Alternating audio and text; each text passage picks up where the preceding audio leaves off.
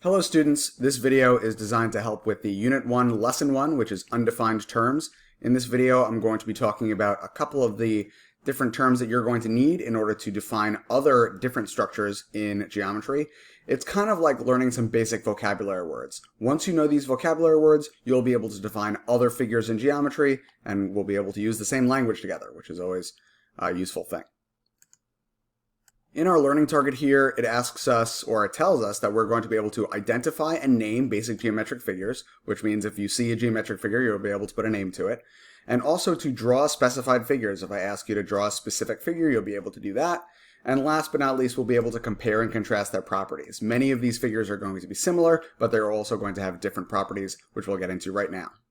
The first and most basic figure that we're going to be talking about in geometry is a zero-dimensional figure. That might sound like it's something from a sci-fi novel or something like that, but a zero-dimensional figure is really just a point. A point is sometimes described as a place in space, or also a location on a plane, or also described by coordinates.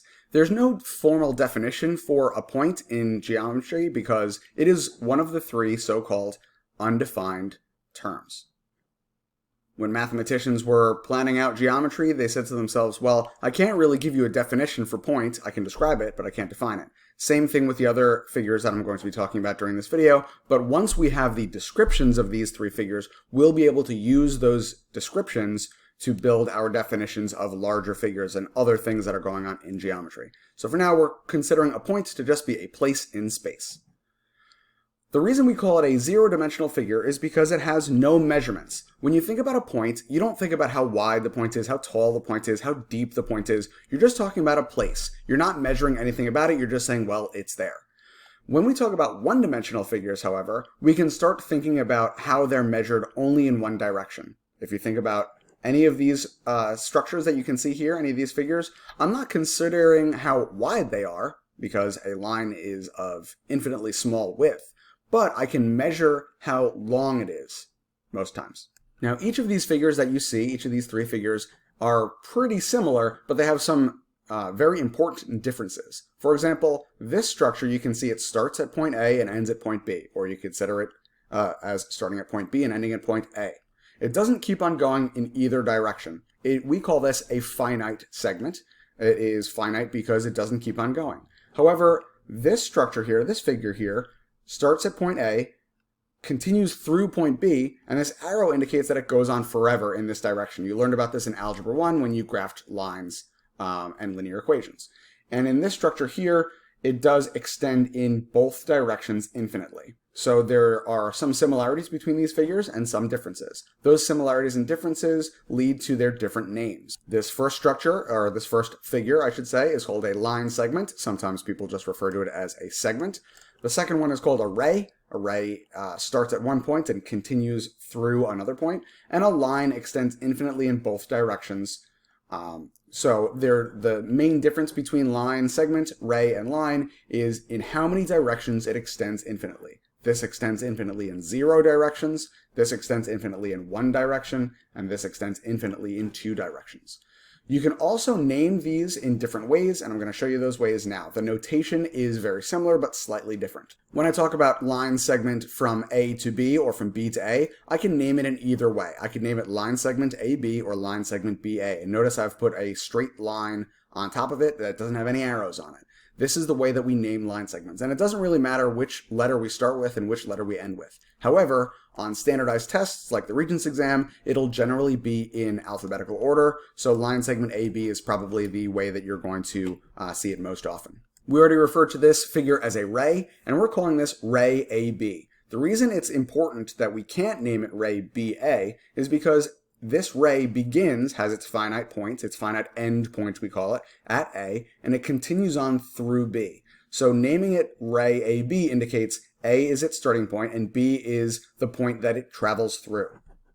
And last but not least, when we're naming a line, we can name the line either line EF or line FE, depending on what 2 points lie on this line. Notice we can name them in any direction that we'd like, because just like a line segment, that line, we consider it sort of directionless. It doesn't matter whether we read it from right to left or left to right. However, as previously stated with line segment, we're generally going to be seeing it in alphabetical order. So if I'm giving you this question that's a region style question, you would see line EF. And notice that the line notation has arrows on both sides, the ray notation has arrows on only one side, and the line segment notation does not have arrows on either side. We just talked about one-dimensional figures, in other words, figures that are only being able to be measured in one dimension or one way. A two-dimensional figure is going to be more familiar to you. It's a figure that can be measured in two different ways. It has a width, for example, and a length, or a length and a width. Two different things that we can measure it on. This two-dimensional figure here is called an angle. It's referred to as two different rays, and you can see that this is ray BA and this is ray BC, connected at a common endpoint. That point is point B. Anytime we see two rays that are connected at a common endpoint, or less commonly, two line segments connected at a common endpoint, we refer to it as an angle. The next two-dimensional figure here is called a plane. When you think about a plane, you should think about the XY coordinate grid, because the XY coordinate grid has a horizontal axis and a vertical axis. That's two dimensions. So this is called a plane. Naming an angle is one of the skills that you'll need to have in a geometry class. So here's the name for this angle. Now this angle can be known as either angle ABC or CBA. I want you to see one commonality between these names. The one commonality that you see between these names is that B, which is the common endpoint, is in the middle of the name, CBA or ABC. That point is known as the vertex. As long as you name an angle with that middle letter, that middle point being the vertex of the angle, you've done it correctly. Doesn't matter in which direction you travel from one side of the angle to the other.